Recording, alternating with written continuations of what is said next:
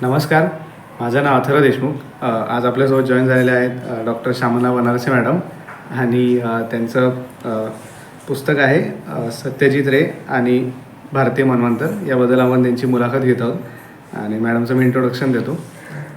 Doctor श्यामला बनारसे या एक मानसोपचार तज्ज्ञ आहेत. पुण्यात सेंटर फॉर सायकोलॉजिकल सर्व्हिसेस नावाची संस्था त्या चालवतात.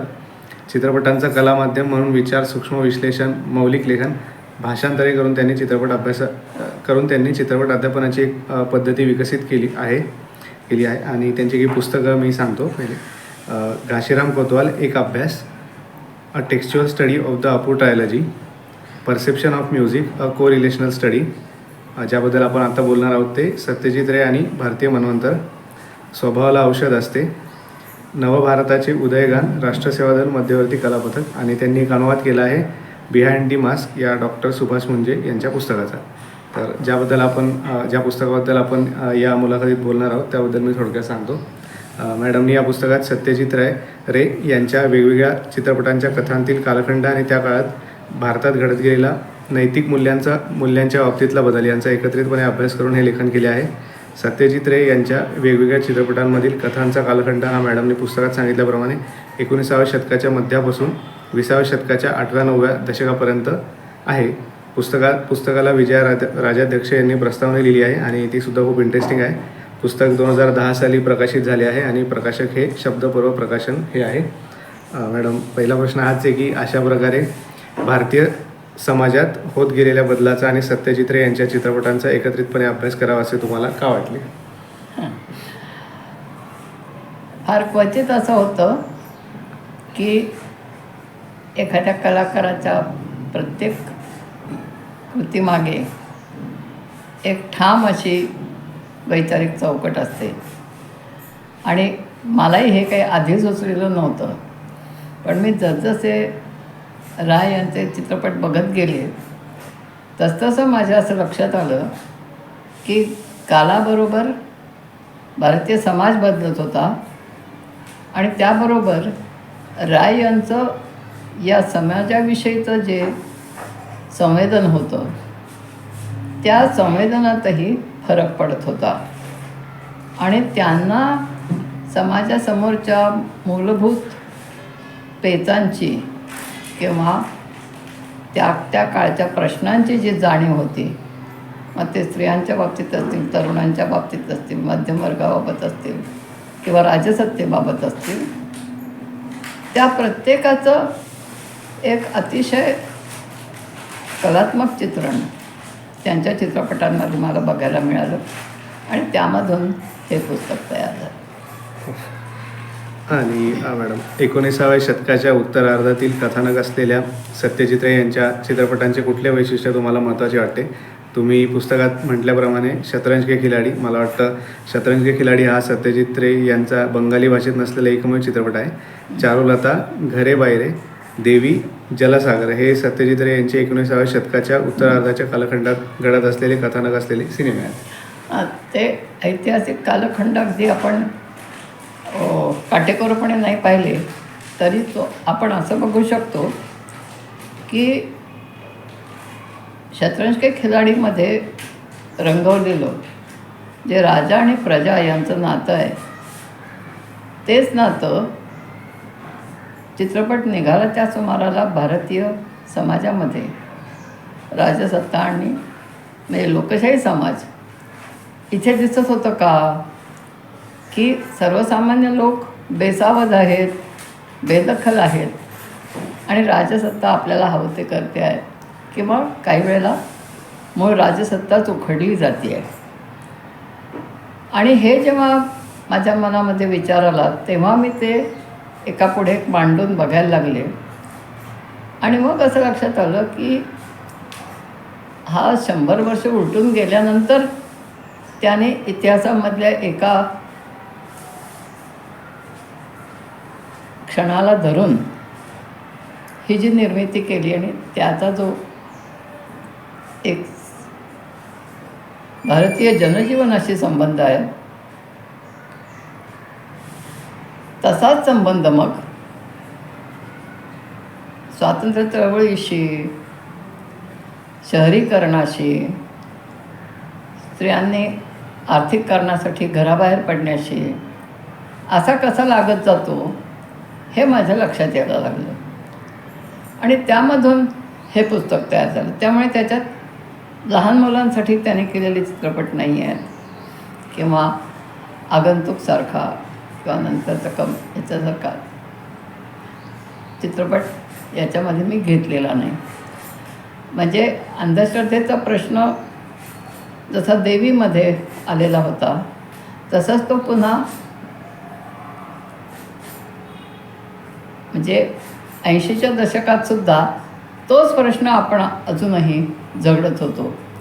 राजसत्तेविषयी बेदखल असणं हे जे 1857मध्ये होतं तेच बेभानपण किंवा तोच समाजाचा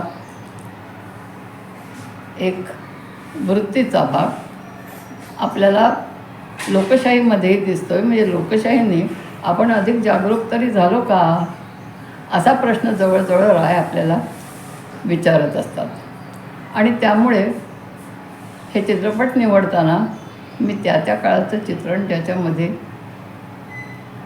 एकेका क्रमाने होत गेलं ते निवडले. आणि मॅडम 20व्या शतकातील पूर्वार्धातील कथानक असलेल्या सत्यजित रे यांच्या चित्रपटांचे कुठले वैशिष्ट्य तुम्हाला महत्त्वाचे वाटते? म्हणजे 20व्या शतकाचा पूर्वार्ध भारतीय समाजाला हलवून जागे करणारा कालखंड होता असे तुम्ही पुस्तकात म्हटले आहे. आणि तुम्ही पुस्तकात म्हटल्याप्रमाणे पथेर पांचाली, अपराजितो आणि अपूर संसार हे सत्यजित रे यांचे 20व्या शतकाच्या पूर्वार्धाच्या कालखंडात घडत असलेले कथानक असलेले सिनेमे आहेत. एक गोष्ट आपण लक्षात घ्यायला पाहिजे की हे सिनेमे आले तोपर्यंत 20व्या शतकामधली जी सगळी खळबळ होती त्याच्यातून आपण स्वातंत्र्य मिळवलेलं होतं. आणि त्यानंतर स्वतंत्र भारतामध्ये पथेर पांचाली आला.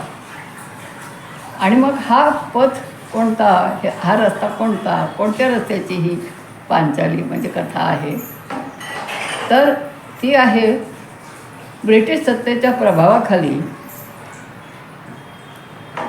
भारतीय समाज रचना जी विस्कटली ती अगदी छोट्या खेड्यातल्या एका भिक्षुक कुटुंबापर्यंत त्याचे धागेदोरे कसे पोचले आणि तो झिरपा कसा समाजाला विघटित करायला कारणीभूत झाला याचं चित्रण पथेर पांचालीमध्ये आहे. म्हणजे छोटं खेडं, त्याच्यामधले मानवी संबंध आणि होता हवे तो तिथेच चिकटून कसं तरी जीवन कंठण्याची तयारी किंवा वृत्ती. आणि मग आता नाही तिथे जमत म्हटल्यावर कुठे जायचं, तर हा तर भिक्षुक ब्राह्मण आहे, तो काशीला जातो. कारण काशीच्या घाटावरती त्याला कथावाचक म्हणून काम करणं शक्य असतं आणि तिथे त्याला आमदनी पण होऊ शकते. हा जो बदल आहे, हा बदल कसा घडला तर तो आर्थिक पातळीवरती त्याची जमीन जाण्याने घडला. तो कर्जबाजारी झाला, त्याची जमीन गेली. आणि ब्रिटिश सत्तेने आणलेली रेल्वे म्हणजेच विज्ञान आणि तंत्रज्ञान, त्याचबरोबर तार किंवा टपाल सेवा यासारख्या ज्या गोष्टी ब्रिटिश सत्तेने आपल्याकडे आणल्या त्यांचा परिणाम या एका कुटुंबावर कसा झाला, त्याच्यातल्या छोट्या मुलांवर कसा झाला, हे सगळं चित्रण जे पथेर पांचालीमध्ये आहे ते कुटुंब खेड्यातून शहराकडे कसं गेलं हा सगळा भाग त्याच्यामध्ये आहे. आणि नंतर अपूचं शिक्षण मोठं होणं, हरिहर रायच्या मृत्यूनंतर सर्वजयाचं एकटं राहणं, तिचाही मृत्यू आणि अपूचं एकाकीपण, हा जो याच संबंध प्रक्रियेचा भाग म्हणून आपल्या डोळ्यासमोर येतो की इंग्रजी शिक्षण तर अपूपर्यंत आलं, पण अपूपर्यंत इंग्रजी शिक्षणाने येणारी सुबत्ता आली का तर नाही आली. तो गरीबच राहिला. आणि आणि अपहरणाचा संसार, त्याच्यामध्ये बाळंतपणात होणारा तिचा मृत्यू, आपूचं पूर्णपणे मनोभग्न अवस्थेमध्ये भटकणं, सारखं जे चित्रण आहे ते थेट आपल्याला संबंध त्या पहिल्या 50 वर्षामधल्या शहरीकरणातले बारीक सारीक भावनिक धागे दाखवतं. आणि हे भावनिक धागे मुलाला मोठं करण्यासाठी, शिकवण्यासाठी आई किती धडपड करते, ती त्याला कशी कशी सवलत देते, कसा त्याला आधार देते, आणि शेवटी तो कसा तिच्यापासून दूर जातो, या सगळ्याचं चित्रण त्याच्यामध्ये आलेलं आहे. आणि त्यामुळे शहरीकरणाची एक अत्यंत खोलवरची मानसिक आणि कौटुंबिक बाजू या तिन्ही चित्रपटांमध्ये आपल्याला बघायला मिळते. आणि ते तिन्ही 50 ते 60च्या दरम्यान आलेले. आणि मॅडम 20व्या शतकाच्या उत्तरार्धातील कथानक असलेल्या सत्यजित रे यांच्या चित्रपटांची कुठले वैशिष्ट्य तुम्हाला महत्त्वाचे वाटते? म्हणजे तुम्ही पुस्तकात म्हटल्याप्रमाणे महानगर, सीमाबद्ध, प्रतिद्वंदी, अरण्य, दिनरात्री, जनअरण्य हे सत्यजित रे यांचे 20व्या शतकाच्या उत्तरार्धाच्या कालखंडात घडत असलेले कथानक असलेले सिनेमे आहेत. मध्ये एक टप्पा महानगरचा येतो, जिथे नोकरी करणारी स्त्री आणि तिचं स्वतंत्र अस्तित्व तिला जाणवणं आणि त्याला असणारा बाहेरून दबाव, म्हणजे तो घरगती नातेसंबंधांचा असो किंवा मॅनेजमेंट आणि एम्प्लॉईज यांच्यामधल्या नात्याचा असो, ते पण येऊन जातं त्याच्यामध्ये. चारुलतासारख्या सिनेमामध्ये जे पारंपरिक आहे त्याच्यामध्ये जी एक शक्यता असते, म्हणजे दीर आणि भाऊजाईचं नातं काय होऊ शकतं आणि त्याला प्रतिक्रिया कोणत्या मिळतात, याचं अतिशय सुंदर चित्रण त्याच्यामध्ये आहे. आणि चारुलताचा जो शेवट आहे की हे दोघंजणं पुन्हा एकत्र येतील का, या एका प्रश्नचिन्हावरती तो सिनेमा संपल्यासारखा होतो. त्यामुळे कौटुंबिक संबंधांमध्ये पुढे उत्पन्न होणारे ताण हे सूत्र आधीच्या ह्याच्यातून आलेलंच पुढे जातं. आणि मग आपल्याला असं दिसतं की ही जी कलकत्ता ट्रिलॉजी म्हणून आहे त्याच्यामध्ये बेकारीसारखा प्रश्न, नंतर म्हणजे बेकारीचं प्रमाण किती आहे, त्याचं पुन्हा मानवी संबंधांवरती त्याचे काय परिणाम होत आहेत, कोणत्या नैतिक गोष्टी ढासळत आहेत. म्हणजे त्याच्यामध्ये तर मुलींना वेश्याव्यवसाय करण्यासाठी मदत करणारी आईसुद्धा आहे. म्हणजे जशी एक मुलगी कॉलगर्ल म्हणून काम करायला तयार होते,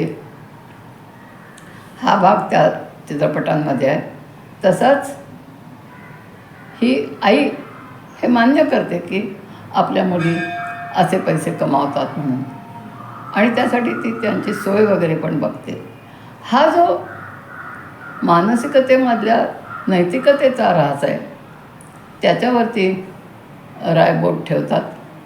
आणि त्याच नैतिक ऱ्हासाचा पुढचा टप्पा आपल्याला अंधश्रद्धेच्याच रूपाने पुन्हा त्या डॉक्टरच्या, म्हणजे एकीकडे साथीचा रोग आहे आणि दुसरीकडे देवाच्या अभिषेकाचं पाणी आहे, तर त्या पाण्यामधून इन्फेक्शन होत आहे. तर हे वैज्ञानिक सत्य काही लोक मानायला तयार नाहीत आणि त्या डॉक्टरवरतीच आरोप केले जातात. या तऱ्हेचे जी चित्रणं त्यांनी केली त्याच्यामध्ये आपल्याला असं दिसतं की याच्यामध्येच शतरंज के खिलाडी येतो. नाही तो ऐतिहासिक काळाच्या दृष्टीने जरी 100 वर्ष जुना असला तरी ज्या काळामध्ये आणीबाणी आणि संबंध सत्ता उलटण्याचा प्रकार होणार होता, त्याच काळामध्ये पुन्हा एकदा लोकांचं राज्यसत्तेशी काय नातं आहे या नात्याकडेच रायने लक्ष दिलेलं आपल्याला. हो. आणि तुम्हाला स्वतःला सर्वात जास्त आवडलेले सत्यजित रे यांचे कुठले चित्रपट आहेत आणि ते आवडण्यामागची कुठली कारणं आहेत? असं मला एकेकाचं एक नाही सांगता यायचं. हे काय मी या तऱ्हेने विचार करायला लागले तेव्हा मला हे चित्रपट आवडले. मी जर एखाद्या नटीचं काम किंवा त्यांच्या चित्रपटामधल्या सर्व नट्यांची कामं असं जर मी बघायला लागले तर मला वेगळे चित्रपट आवडतील. त्यामुळे आवडीचे चित्रपट याला माझ्या लेखी व्यक्तिगत महत्त्व असतं. ते काय माझं मत ऐकून कोणाला ते आवडत नाही. म्हणजे असं होत नाही की मी म्हटलं की वा पाथेर पंचली फारच छान आहे तर कोणाला तो बोरिंग पण वाटू शकतो. मी म्हटलं की महानगर फार छान आहे तर कोणाला तो असं वाटू शकतो की कशाला ती एवढी भांडते, मोकट्याने नोकरी करायची आणि घरी यायचं ना. असं हे जे कारण ह्या सगळ्या वागण्याच्या पद्धती आपल्या हाडीमाशी खेळलेल्या आहेत आणि आपलं स्वत्व कशामध्ये आहे याचा शोध हा जो मानवी जीवनाचा एक मूळ धागा आहे त्यालाच धक्का लागल्यासारखा आपल्याला त्याच्यामधून बोध होतो. आणि मॅडम भारतीय समाजातील बदलांचे प्रभावीपणे चित्रण करणारे सत्यजित रे यांच्या चित्रपटांव्यतिरिक्त अजून कुठले चित्रपट आहेत असे तुम्हाला वाटते? ते काय आहे ते कसं केलं आहे याच्यामध्ये जास्त फरक आहे.